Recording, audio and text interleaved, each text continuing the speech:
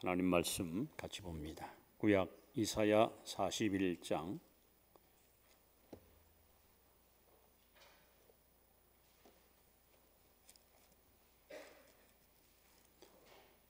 이사야서 41장 10절 말씀부터 16절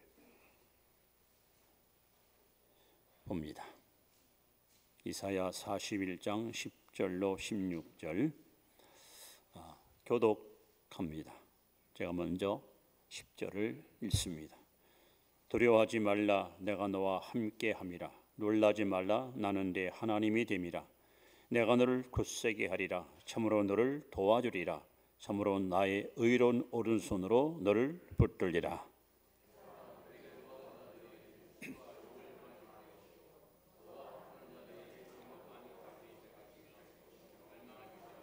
네가 찾아도 너와 싸우던 자들을 만나지 못할 것이요 너를 치는 자들은 아무것도 아닌 것 같고 허무한 것 같이 되리니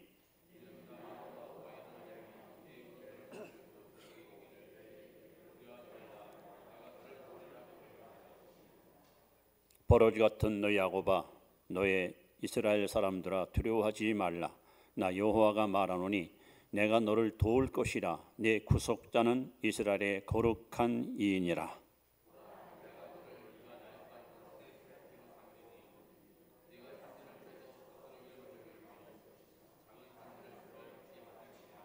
같이 봅니다. 내가 그들을 까부른즉 바람이 그들을 날리겠고 힐이 바람 그들을 흩어버릴 것이로되 너는 여호와로 말미암아 즐거워하겠고 이스라엘의 거룩한 이로 말미암아 자랑하리라. 아멘. 자, 옆에 분에게 곁에만 있어도 큰 힘이 됩니다. 인사합시다. 오늘은 찬송가를 제가 하나 소개하면서 말씀을 증거합니다. 한국인들이 즐겨 부르고 좋아하는 488장 찬송입니다. 가사는 이렇습니다. 이 몸의 소망 무엇인가? 우리 주 예수뿐일세. 우리 주 예수밖에는 믿으리 아주 없도다.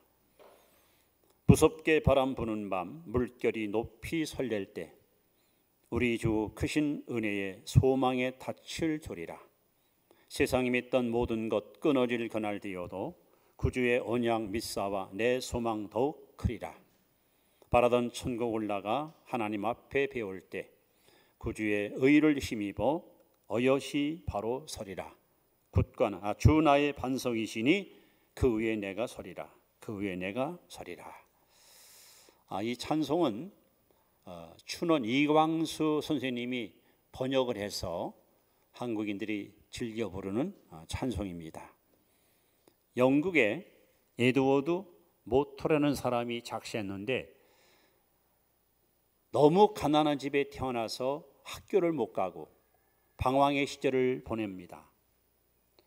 결국 16세 때 가출을 해서 하여간 못된 짓을 골라 하면서 그 젊은 시절을 허랑방탕하게 보내다가 18살 때 학교도 못 다니고 실력도 없고 다만 손재주가 좀 있어서 가구 공장에 취직을 하게 됩니다. 고맙게도 그 사장님이 크리스찬이고 이 에드워드 모토를 사랑하고 잘 다듬어줘서 그곳에서 이제 마음을 잡고 열심히 기술을 연마하여 같은 해에 토트넘 교회에 찾아가서 처음 예수님을 영접하게 되고 구원의 감격을 경험하게 됩니다. 이제까지 부모를 원망하고 사회를 원망하던 에드워드 모토 마음속에 천국이 임하고 예수님을 영접하고 나서 그의 삶에 놀라운 변화가 일어납니다. 성실하게 최소한의 노력을 다해서 열심히 기술을 연마하고 실력을 쌓아서 그 가구 공장에 들어간 지 만 10년 만에 그 공장을 인수하여 사장으로 등극을 하게 됩니다. 많은 직원을 거느리는 중소기업 사장이 된 에드워드 모토는 바로 그 공장 뒤에 있는 야산에 올라가면 큰 바위가 있습니다. 그 바위에 앉아서 공장을 바라보면서 기도하는 가운데 성령의 엄청난 감동을 받게 됩니다. 아, 하나님은 나의 반석이시구나. 하나님은 나의 단단한 바위와 같구나.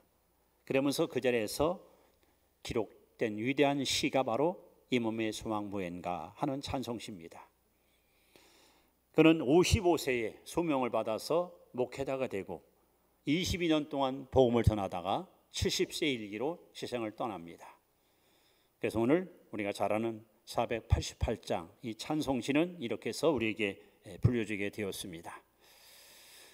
여러분, 짐승은 본능을 따라서 살지만 우리 인생은 꿈을 따라 희망을 따라 사는 존재가 바로 인생입니다. 오늘 이 이사야서 본문을 여러분이 역사적 배경을 잘 아셔야 됩니다. 솔로몬이 죽은 이후에 이스라엘은 안타깝게도 남과 북으로 분열이 됩니다.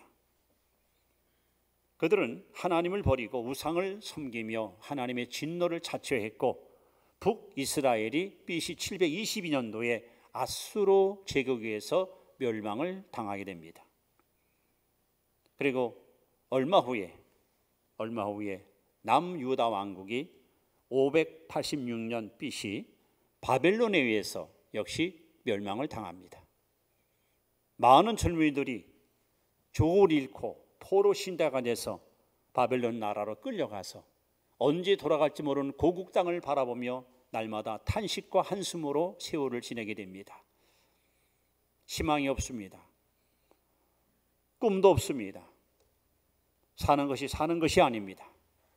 그럴 때 선지자 이사야가 하나님의 희망의 메시지를 포로된 백성들한테 선포합니다. 우리가 너무도 잘 아는 이사야 41장 10절, 두려워하지 말라, 내가 너와 함께함이라. 놀라지 말라, 나는 네 하나님이 됨이라. 내가 너를 굳세게 하리라. 참으로 너를 도와주리라. 참으로 나의 의로운 오른손으로 너를 붙들리라. 이 메시지를 들은 포로된 이스라엘 사람들 마음속에는 말할 수 없는 희망의 빛이 찬란하게 다가오게 됩니다. 여러분, 하나님은 오늘도 우리에게 오셔서 이 코로나 시대에 암울한 시대를 살아가는 저희들 마음속에 새로운 꿈과 희망을 불어넣고 계십니다. 예수 믿는 사람이 누굽니까? 한마디로 말하면 희망을 먹고 사는 사람들이 바로 예수 믿는 사람입니다. 바로 여러분들이 바로 그 주인공이십니다. 그럼 하나님은 어떻게 우리에게 희망을 먹고 살도록 우리를 인도해 가실까요? 오늘 본문에 보시면 우리가 희망을 먹고 살 수밖에 없는 분명한 이유가 이렇게 약속되어 있습니다. 그 첫 번째는 하나님이 구속자가 되셨기 때문에 우리는 희망을 먹고 살 수 있습니다.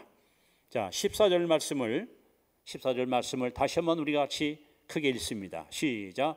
버러지 같은 너 야곱아, 너 이스라엘 사람들아, 두려워하지 말라.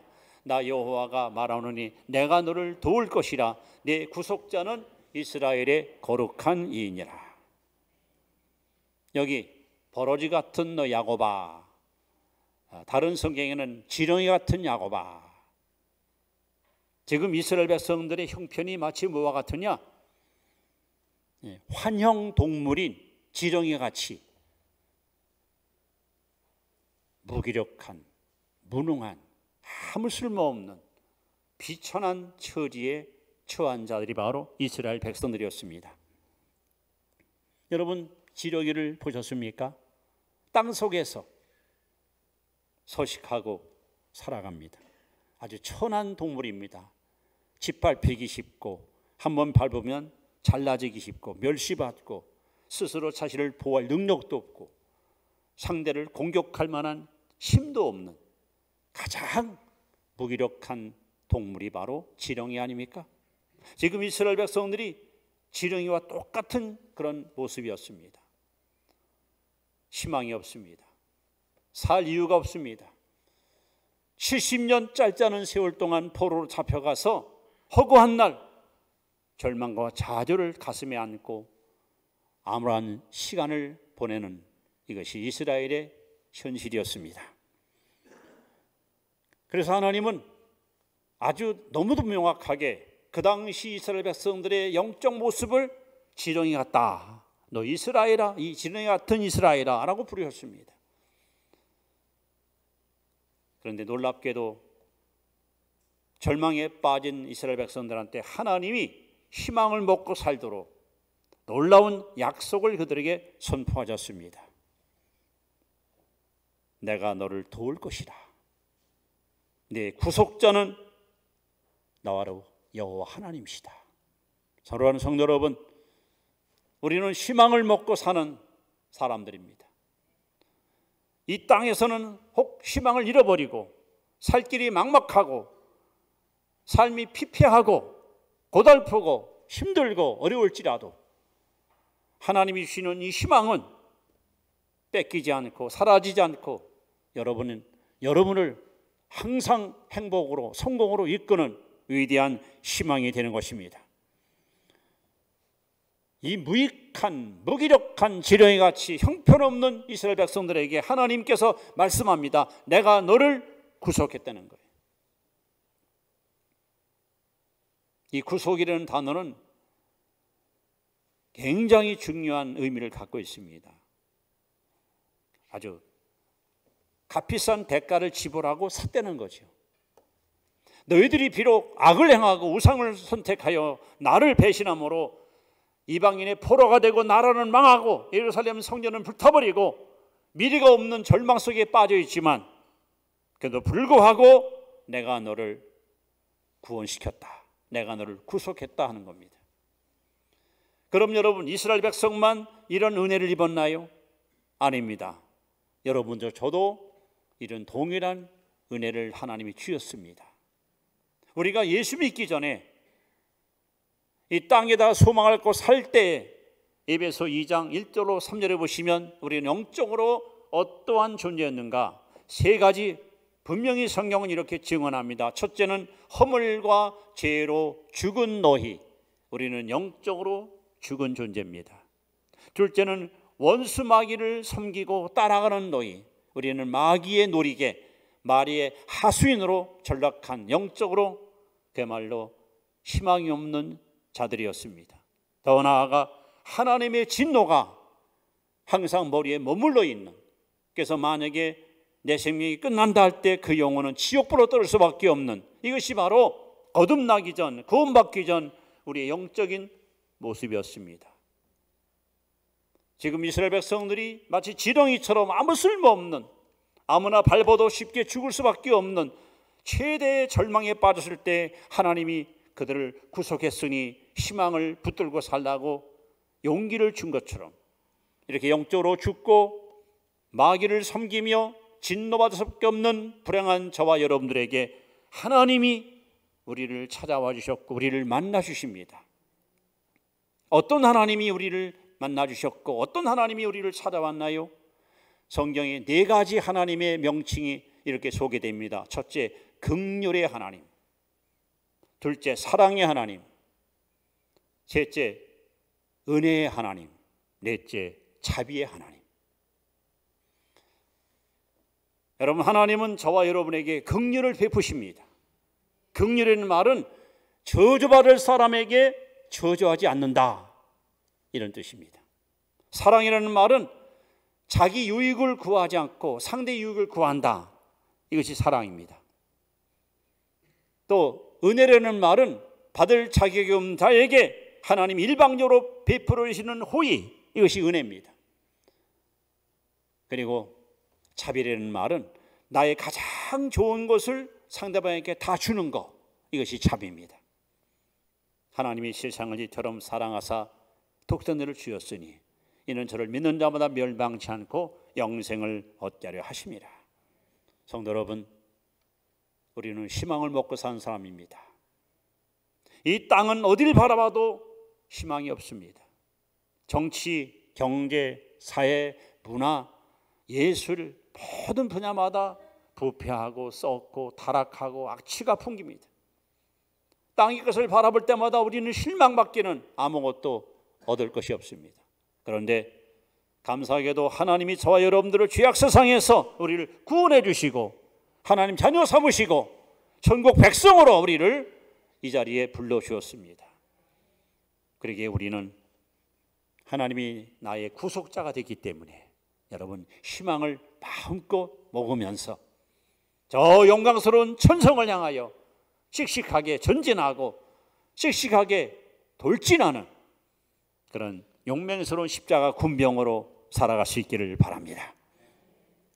더 나아가 두 번째는 왜 우리는 희망을 먹고 살 수 있는가 하는 겁니다. 그것은 바로 무능력한 자를 강하게 쓰시기 때문입니다. 자, 15절 말씀을 다시 한번 우리 큰 소리로 읽습니다. 자, 시작. 보라, 내가 너를 이가 날카로운 새 타작기로 삼으리니 내가 산들을 쳐서 부스러기를 만들 것이며 작은 산들을 겨같이 만들 것이라. 지렁이같이 아무 쓸모없는 너무도 무기력한 이러한 동물을 하나님께서 새 타작기로 쓰셨다는 거예요. 말도 안 되는 얘기죠. 지금 포로로 잡혀가서 희망이 없이 날마다 탄식과 눈물로 치세우는 그들에게 너희들 지금은 비록 잡혀간 포로 신세로서 매일같이 눈물과 탄식으로 하루하루를 지내고 있지만 내가 너희들을 강하게, 담대하게, 굳세게, 능력 있게 너희들을 들어 쓰겠다고 약속하십니다. 여러분, 기계는 누가 사용하냐에 따라서 그 가치가 달라집니다. 자, 예를 들어서 똑같은 자가용인데 어떤 사람이 운전하면 굉장히 편합니다. 제가 종종 목사님들 모시고 운전할 때가 있는데 제가 운전하면 다 자요. 백미러를 보면요 다 주무셔요. 왜 그럴까요? 너무 운전을 잘하는 거예요. 너무 세련되게 편하게 운전하는 거예요. 근데 어떤 목사님이 운전하면요 전부 손잡이를 잡고요, 주여 아직은 땡 아닙니다. 주여 내 생명을 지켜달라고. 눈을 부릅뜨고요 잠도 못 자고 붙들고서 매달려 있어요. 같은 자동차인데 누가 운전에 따라서. 지금까지 이스라엘 백성들은 포로로 잡혀가서 희망이 없습니다. 근데 하나님이 내가 너희들을 붙들어 주리라, 내가 오른손으로 너를 잡아주리라, 내가 너희들을 타작 기계로 쓰리라. 여러분, 나는 약하지만 하나님은 강하십니다. 나는 불가능이지만 하나님 모든 것이 가능합니다. 이 하나님을 신뢰하고 이 하나님을 의지할 때, 하나님이 나를 붙들어 쓰실 때 우리는 무기력하고 무능한 어리석은 불필요한 존재가 아니라 어디나라도 자랑스러운 그야말로 보배롭고 존귀한 자가 되는 것입니다. 하나님이 일꾼을 부를 때, 사람을 부를 때 그 기준이 너무나도 여러분 명료하게 성경에 기록되어 있습니다. 고린도서 1장 20절에 보시면 하나님은 세상에서 약한 자를 택하사 강한 자를 부끄럽게 하시고 미련한 자를 택하사 지혜로운 자를 부끄럽게 하시며 없는 것들과 멸시받는 것들과 천한 것들을 택하사 있는 자들을 폐하시는 하나님이라 했습니다. 여러분, 이스라엘 민족은 알다시피 약소국가입니다. 인구도 작고 땅도 작고. 그런데 하나님 그들과 함께 하시니까 그들을 능가할 민족이 없습니다. 그들을 이길 사람이 없습니다. 우리도 마찬가지입니다. 나는 비록 가진 것도 소유한 것도 아는 것도 개인적인 능력도 지혜도 비록 미약하지만 하나님이 나를 붙잡아 주시면 아무도 우리를 넘어뜨릴 자가 없고 아무도 우리를 해할 자가 없습니다. 여러분, 모세를 보십시오. 80세 늙음하게 하나님께 부름받습니다. 여러분, 80이면 은퇴할 나이지 일할 나이는 아닙니다. 애굽에 300만 거의 200만이 넘는 이스라엘 사람이 살고 있었습니다. 젊은이도 있었고 똑똑하고 신뢰하는 사람도 많았습니다. 그런데 하나님은 굳이 미디안에서 양을 치는 목동 모세를 찾아왔습니다. 그리고 하나님이 모세를 붙들어 주시자 40년 동안 그는 전무후무한 엄청난 능력을 행하는 권세 있는 하나님의 도구로 쓰임받았습니다. 하나님이 붙들어 쓰시니까 그를 능가할 자는 아무도 없는 거예요. 여러분, 베드로를 보십시오. 얼마나 자주 실수합니까? 얼마나 모순투성입니까? 아침 믿음 다르고 점심 믿음 다르고 너병통 어딜 칠 줄 몰라요. 변화무쌍한. 그런데 예수님이 이 베드로를 딱 붙들어 쓰시니까 베드로 설교 한마디에 3,000명이 회개하고 구원받습니다. 이 베드로가 안진뱅이를 잡아 일으켰더니 이 기적을 통하여 5,000명이 구원을 받습니다. 베드로는 아무것도 아니지만 하나님이 그를 붙들어 쓰니까 이런 어마어마한 능력이 나타나게 되는 겁니다. 기드온 보십시오. 미디안 백성이 두려워 저 산속에 들어가 몰래 타작을 하는데 천사가 나타납니다. 큰 용사여, 깜짝 놀랐습니다. 제가 얼마나 작은 자고 제가 얼마나 무기력한 자인데 큰 용사라니요 했더니 하나님이 기드온을 쓰시는데 300명 작은 병사를 데리고 미디안 수십만 대군을 물리칩니다. 엘리야, 그가 죽기 전에 엘리사를 후계자로 세우는데 엘리사는 농부였습니다. 12마리의 소를 가지고 땅을 갈고 있는데 엘리야가 찾아와 그의 머리에 기름 부어서 후계자로 임명을 받습니다. 배움 있는 것도 아닙니다. 실력 있는 것도 아닙니다. 그냥 순수한 농부에 불과합니다. 그런데 하나님이 엘리사를 잡아 쓰시니까 여러분, 스승 엘리야보다 갑절의 능력을 받아서 얼마나 큰 기적과 이적을 행했습니까? 오늘은 비록 지룡이지만 내일은 타작기가 돼요. 오늘은 무기력하지만 내일은 능력 있는 자가 돼요. 하나님이 우리를 쓰시기 때문에 여러분, 희망을 먹고 사시기 바랍니다. 지금 여러분의 모습이 여러분의 전부가 아닙니다.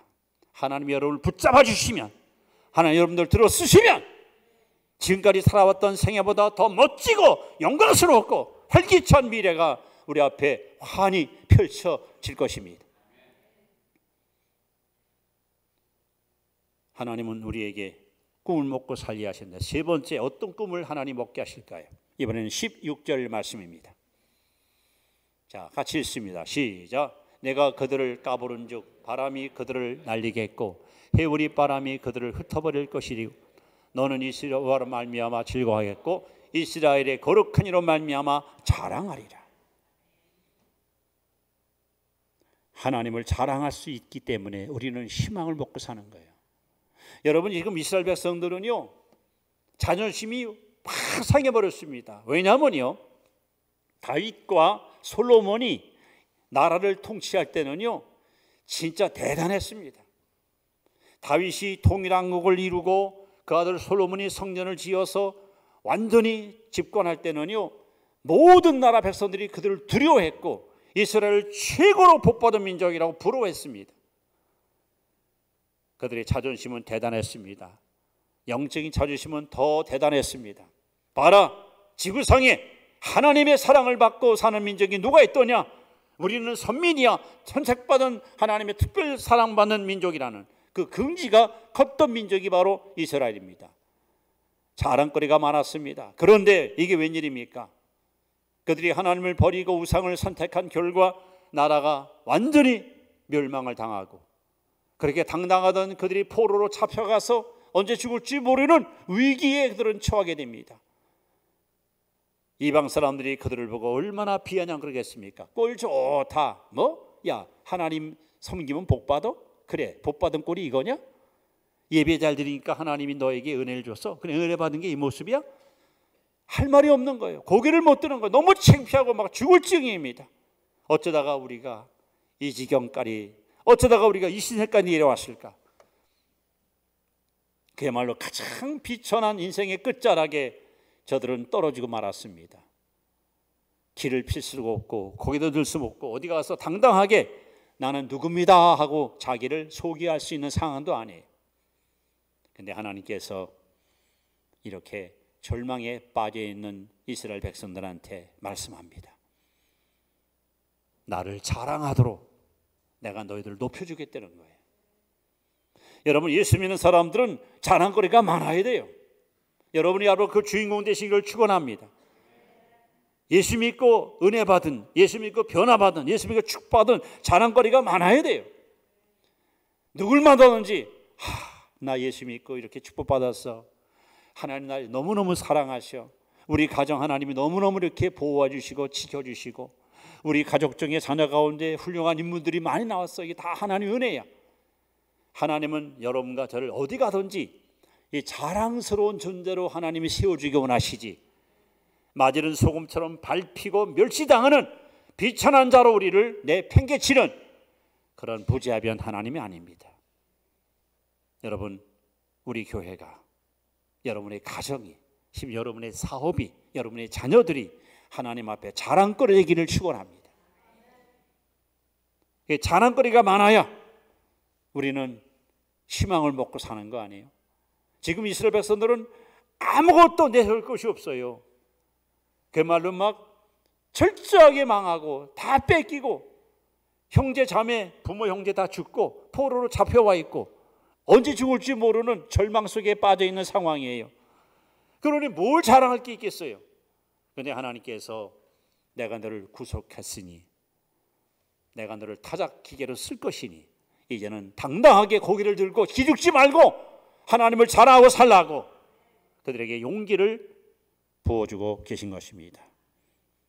여러분, 로마서 14장 18절에 보시면 이로써 그리스도를 섬기는 자, 하나님을 믿는 사람은 하나님을 기쁘시게 하며 사람에게도 칭찬을 받느니라. 특히 우리가 사는 이 마지막 때 사도행 2장 17절에 보시면 말세가 내 내용으로 모든 육체에 부어주리니 너희 자녀들은 예언할 것이요 너희 늙은이는 꿈을 꾸며 너희 젊은이는 환상을 보리라. 여러분, 성령이 역사하는 교회, 성령이 역사하는 사람에게는 꿈이 있습니다. 희망이 있습니다. 미래가 있습니다. 비전이 있습니다. 자랑거리를 하나님이 주십니다. 그래서 우리는 성령 안에서 희망을 품고 사는 것이 바로 우리 성도들입니다. 지금 전라남도 장흥에서 목회를 너무 잘하는 우리 동기 목사님이 계십니다. 신학교 3학년 때 전교생 신체 검사를 받았습니다. 모든 학생들이 다 통지를 받고 정상적으로 수업을 받게 되는데 3개월 지나도 이 친구에게는 병원에 통지가 안 왔어요. 오히려 병원에서 찾아와 달라고 요청이 와서 갔더니 병원 원장이 하는 말이 학교 포기하십시오. 사역하지 마십시오. 어디 외딴 섬이나 조용한 데 가서 요양하십시오. 이 당시 이 친구는 너무 마르고 굉장히 연약한 신체적인 어려움을 갖고 있었습니다. 누가 바라봐도 아주 환자같이 그렇게 약한 모습이었습니다. 그러니 하나님의 소명을 받고 기대 갖고 신학교 와서 열심히 공부하는 가운데 병원에서 진단을 받기를 당신은 공부하면 안 됩니다. 목회만 안 됩니다. 포기하시고 학교를 휴학하든지 자퇴하고 요양원 가라는 거예요. 너무너무 낙심이 돼가지고 이 친구가 막 잠을 못 이룹니다. 밥을 못 먹습니다. 그 얘기를 제가 듣고 마음이 참 무거웠습니다. 여러분, 보시보다는 제가 의지가 있거든요. 그래서 그 친구를 위해서 일주일 동안 집중적으로 하나님께 기도했습니다. 기도하는 가운데 하나님께서 이사야 41장 10절 이 말씀을 제게 주었습니다. 이 말씀을 전해줘라. 그래서 깨끗한 종이에다가 붓으로 이 말씀, 이 글귀를 제가 잘 깨끗이 적어가지고 봉투에 담아가지고 강의실 앞에서 이 친구를 만났습니다. 자, 받으십시오. 뭡니까? 하나님이 전해주라고 해서 제가 신부로 왔습니다. 아, 그래요? 고맙습니다. 그리고 그냥 전 떠났어요. 이분이 가서 이걸 펴보고 하나님 앞에 무릎 꿇고 이 약속의 말씀을 붙들고 기도하는 가운데 하나님이 막 건강하게 튼튼하게 이 사람을 하나님이 세우셨습니다. 그리고 저보다 더 빨리 한 10개월 후에 신학교 4학 때 장가를 들고 아들 둘이나 낳고 지금은 저보다 훨씬 더 건강합니다. 이분은 그야말로 이사야 41장 10절 하나님이 주신 희망의 메시지, 하나님 말씀을 받고 이 말씀 때문에 치료받고 세심 얻어서 그야말로 아주 성공적으로 목회를 지금까지 잘하고 계십니다. 저는 그래서 오늘 이사야 41장 10절 말씀이 절망한 사람, 희망을 잃어버린 사람, 낙심한 사람에게 얼마나 용기와 희망이 되는 말씀인가. 다시 한번 이 말씀을 제가 여러분 앞에 알려드립니다. 두려워하지 말라. 내가 너와 함께함이라. 놀라지 말라. 나는 네 하나님이 됨이라. 내가 너를 굳세게 하리라. 참으로 너를 도와주리라. 참으로 나의 의로운 오른손으로 너를 붙들리라. 여러분, 우리 예수 믿는 사람은 희망을 먹고 사는 사람입니다. 청교도들이 제일 좋아하던 글귀가 있습니다. 우리 한번 따라합시다. 가장 좋은 것은 아직 오지 않았다. 가장 좋은 것은 아직 오지 않았어. 여러분 시간이 살아오면서 많은 희로의 약을 겪었습니다. 감사할 일도 있었고 행복한 것도 많았습니다. 그러나 가장 좋은 것은 아직 안 왔어. 하나님이 오늘이 아니라 내일, 현재 아니라 미래 여러분에게 이 놀라운 은총을 부어 주실 것입니다. 그래서 성도들의 삶은 오늘은 어둡고 오늘은 절망이고 오늘은 희망을 잃어버리고 살지라도 내일은 행복하고 희망차고 용기가 있는 그런 승리한 날이 될 것입니다. 성도 여러분, 희망을 먹고 사십시오. 코로나 시대에 절대 여러분 낙심하거나 힘들다고 여러분 원망하지 마시고, 우리 예수 믿는 사람들은 바로 희망을 품고 사느며 이 몸의 수망 무엔가 우리 예수뿐일세. 우리 예수밖에는 믿음이 아주 없도다는 에드워드 오토와 같은 이 믿음을 가지고 매일같이 여러분 희망을 먹고 활기차게 멋진 인생을 펼쳐가는 승리의 주역들이 바로 여러분이 되시기를 다시 한번 제 이름으로 축원합니다. 기도드립니다.